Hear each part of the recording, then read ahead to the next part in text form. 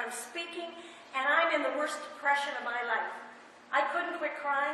I'm a depressed motivational speaker. A depressed comic. That's a income generator. It's good, you've got potential. Yeah. And I couldn't quit crying. And it was one of these depressions where I remember doing this show in Ottawa, and it was 800 people, and it was really great. And I got to the car, and I started to cry, and I couldn't stop because the things I knew as myself had changed. And I was asked to walk through it. And I don't know about you, when you're going through something, don't you just want to get to the other side? I want to know how it's going to turn out. And I was motivating people so I could say I knew it was going to work out, but at the same time I couldn't make it work out. But I was thinking as I was driving down the 416, I thought, I wish they put little windshield wipers on your eyeballs so you could drive and cry at the same time. And I had friends come by, and I had connection, and that's the thing that really helped me. Community helped me. Connection helped me. My friends came and brought soup. Piles and piles and piles of soup. We made soup. Are you okay yet? No. Come back. They'll come back. They kept coming back until it started to change. And I didn't know what day it changed because I kept doing the things, I kept doing the work each day, a little bit, to get out of this and into this new reality called middle age. Didn't know what it was supposed to look like. Sitting on the island one night, and this is how I knew it had changed. I have 2 cats left. They're wild cats. On Amherst Island, we always had wild cats.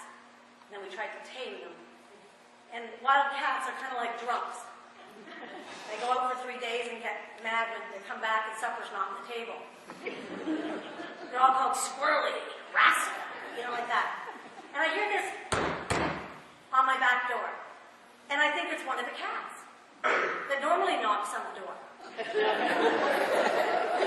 Well, not with his paw, it would be up here doing something. No, it's his head. But it was standing beside me. So I go around the garage, and I've got my divorce house coat on.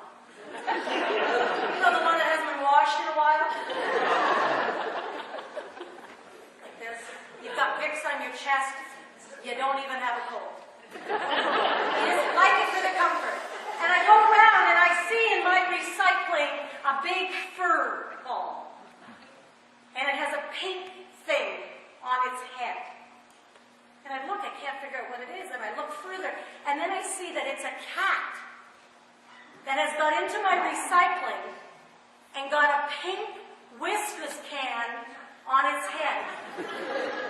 And I did what anybody would do at that point. I phoned my son in Toronto.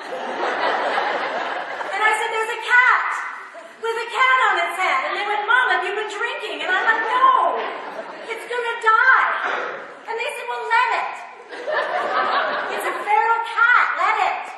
But I can't let it die. Everything in my life had died. My marriage had died, the relationship had died. I was aging as we speak. So I tried to fight the good fight. I took a broom and tried to knock the can off the cat's head. Don't do this. The cat's going, like this, and then I try to pull the can off the cat's head with my oven mitts on. And the cat, so finally I had to give up, and I'm mad. And you're getting through something that's difficult when you go from sad to mad. You know it's getting good. It's starting to get better, because at least you got some energy behind it. And I go in and I think, I am sick of this. I am sick of this life. I'm sick of being 50. I didn't want to be on an island. I'm not Dr. Quinn, medicine woman. I'm not bringing that down here. And I don't want to wear a red hat and go on bus trips.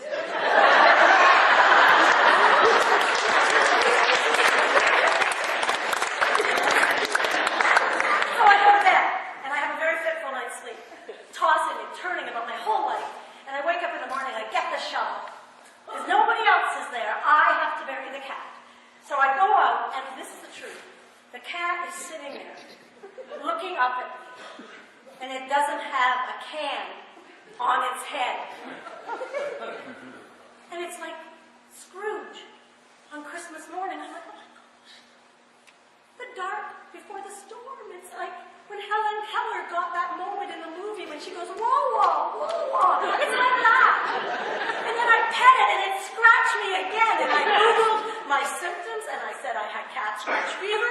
When I went to the emergency ward, they said, there's nothing wrong with you. And I went, I know that. And neither is there anything wrong with you. Life is like that. Sometimes you get a can stuck on your head.